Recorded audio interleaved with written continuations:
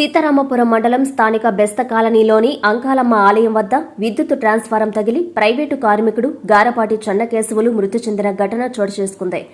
స్థానికులు తెలిపిన వివరాల మేరకు అయ్యవారిపల్లి గ్రామానికి చెందిన 40 ఏళ్ల గారపాటి చెన్నకేశవులు అనే వ్యక్తి ప్రైవేటుగా కరెంటు పనులు చేసుకుంటూ జీవనం సాగిస్తున్నాడని, ఇటీవల సీతారామపురంలోని తోట కాలనీలో నివాసముంటూ బెస్త కాలనీలో ఓ ఇంటికి విద్యుత్ రిపేరు పనికి వెళ్లి పనులు పూర్తయిన తర్వాత విద్యుత్ పునరుద్ధరణ కొరకు సమీపంలోని విద్యుత్ ట్రాన్స్ఫారం వద్దకు వెళ్లి కరెంటును పునరుద్ధరించే క్రమంలో విద్యుత్ షాకు తగిలి అక్కడికక్కడే మృతి చెంది ఉంటాడని తెలిపారు.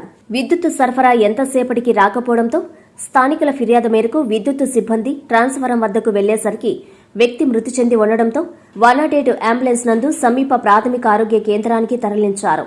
వైద్య సిబ్బంది పరీక్షలు జరిపి కార్మికుడు మృతి చెందాడని నిర్ధారించారు. మృతుడికి ఒక కుమారుడు, ఒక కుమార్తె ఉన్నారు. మృతుడి కుటుంబాన్ని ఆదుకోవాలని మృతుని బంధువులు, గ్రామస్తులు వేడుకుంటున్నారు.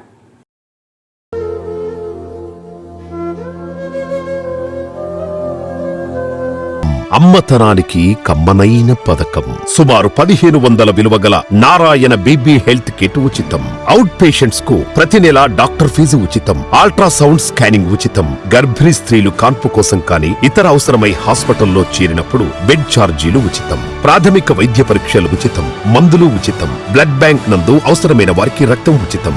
5 నుండి 9 నెలల గర్భిణీలకు ప్రతి నెల చెకప్ సమయంలో ఉచిత డ్రై ఫ్రూట్ బాక్స్ మరియు వేరుశెనగ చిక్కీలు ఉచితంగా ఇవ్వబడును. బిడ్డ పోషణ నిమిత్తం తల్లికి 3000 రూపాయల నగదు అందించబడును. కాన్పు కోసం అంబులెన్స్, ఉచిత పికప్ సదుపాయం కలదు. నెల్లూరు నగర పరిధిలో నారాయణ మాతృసేవా పథకం, నెల్లూరు.